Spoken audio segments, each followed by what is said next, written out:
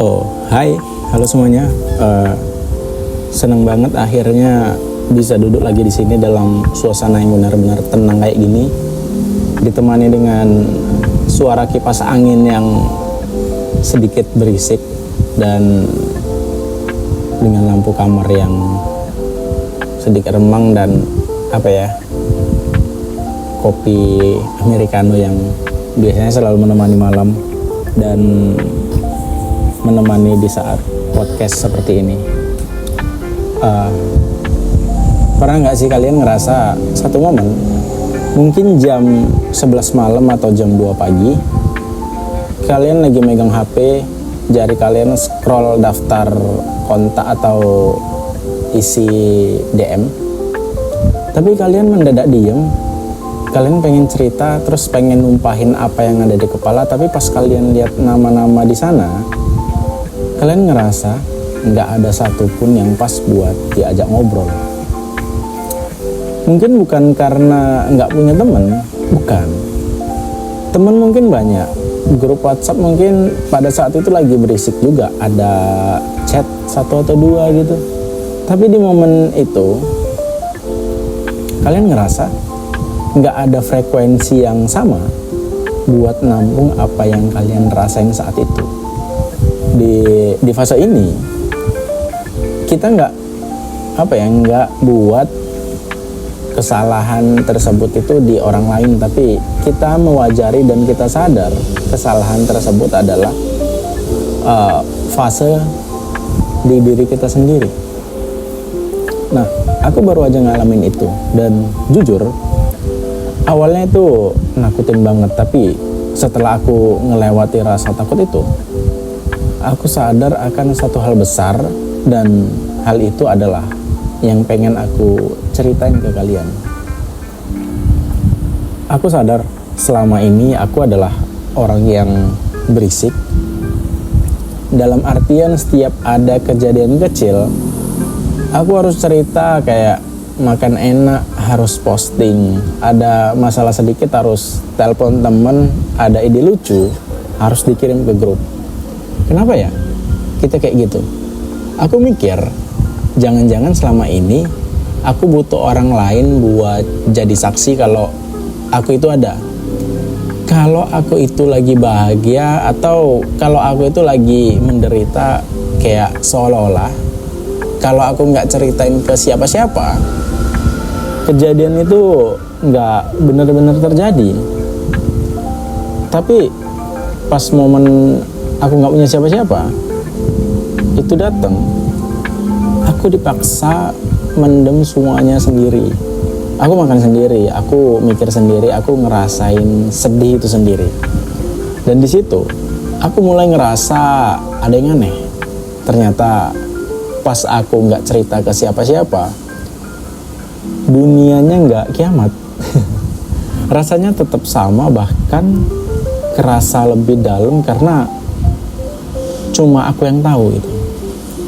Nah, kadang kayak gini nih, aku berada di fase kayak punya sesuatu terus ngobrol gitulah ke temen.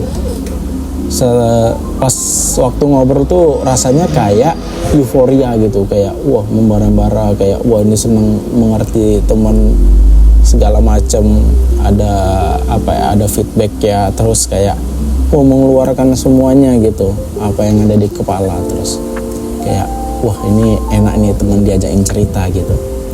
Tapi kayak ada setelah itu ya, maksudnya setelah ngobrol itu kayak udah keluar semua, kayak udah capek gitu. Akhirnya kami balik ke rumah masing-masing. Pas balik ke rumah itu kayak udah beberapa jam setelah ngobrol lah, aku ngerasa kayak menyesal. Kenapa aku ngobrol semua? Kenapa aku ngobrolin unek-unek bahkan isi kepala aku sendiri ke temanku gitu? Maksudnya bukan aku salah atau nggak ngobrol dengan orang yang tepat gitu, tapi kayak aku ngerasa gini, ada bisikan di kepala aku kayak, ya kenapa sih harus oversharing gitu? Nah jatuhnya kayak gitu. Aku mikirnya kayak suatu overthinking, tapi kayak ujung-ujungnya aku malu sendiri. Kenapa harus cerita-cerita gitu, kayak ya selesaiin aja gitu. Memang bener apa ya, ada ungkapan yang saat ini lagi marak kayak antara laki-laki tidak bercerita atau laki-laki sebaiknya bercerita. Tapi memang ya laki-laki itu sebaiknya bercerita gitu, tapi kayak apa ya, aku kayak malu aja ketika aku cerita terlalu banyak gitu. Terus kayak aku cerita yang seharusnya nggak aku ceritain gitu. Nah itu jadi mikir kayak, waduh, aku jadinya kayak malu sendiri. Next ketemu temen itu lagi, aku jadi kayak ngerasa ada hal yang malu gitu. Itu tuh yang sering terjadi. Tapi ya, kalau kalian gimana gitu? Ini poin pentingnya. Pas aku nggak punya siapa-siapa buat diajak ngobrol, akhirnya aku mulai ngobrol sama diriku sendiri. Ya, karena aku udah coba ngobrol sama orang lain, terus punya overthinking kayak malu kan, kenapa harus cerita ini, harus cerita itu ya gitu. Jadi aku memutuskan buat ngobrol sama diriku sendiri. Tapi bukan berarti aku menutup komunikasiku dengan teman-teman. Aku juga masih ngobrol sama orang itu, tapi nggak begitu dalam gitu, kayak ya udah kulit-kulitnya aja gitu. Nah itu, nah selebihnya intinya kadang aku ngobrol sama diriku sendiri gitu. Kayak mungkin kedengarannya aneh ya, tapi serius selama ini suara di kepalaku itu ketutup sama pendapat orang lain.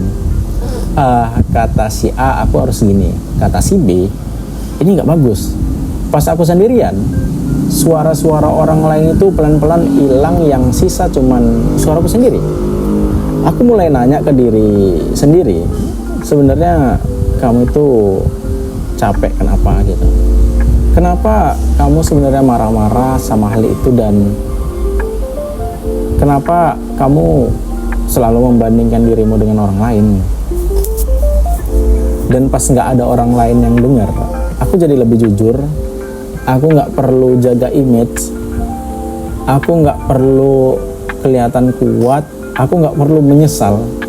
Setelah aku ngobrolin itu dengan lebih jujur, sejujur-jujurnya, aku nemuin kalau ternyata aku itu sebenarnya cukup seru buat diajak ngobrol. Aku nemuin hobi-hobi kecil yang aku suka tanpa perlu nunggu dibilang keren sama orang lain. Jadi, apa satu hal yang aku sadari itu? Aku sadar kalau hubungan paling lama dan paling penting yang bakalan aku punya di dunia ini adalah hubungan aku sama diriku sendiri. Kita sering banget cari rumah di orang lain, bahkan kayak ada ungkapan kau adalah rumahku gitu. Kita cari kenyamanan di pacar, di temen, di komunitas, tapi kita lupa bangun rumah di dalam diri kita sendiri. Makanya pas orang-orang itu pergi atau lagi nggak ada, kita ngerasa kayak jadi gelandangan aja gitu. Kita ngerasa hilang arah. Pas aku nggak punya siapa-siapa buat diajak ngobrol, aku sadar kalau aku harus jadi sahabat terbaik buat diri aku sendiri. Kalau aku udah nyaman sama sepi, kalau aku udah paham sama diriku sendiri, maka kehadiran orang lain itu sifatnya jadi bonus, bukan lagi kebutuhan yang bikin kecanduan. Aku nggak lagi nuntut orang lain buat selalu ada, karena aku tahu aku punya aku yang bakal selalu nemenin. Dan ini tuh ngerasanya lebih ke apa ya, tenang banget dan nyaman banget ketika kita membuat suatu kehadiran orang lain itu bonus, bukan hal yang utama ya. Ketika kita udah kayak paham sama diri kita sendiri, jadi kita mau kemana-mana, mau ngapain tuh kayak oke aja gitu. Ya selagi konotasinya itu positif ya gitu.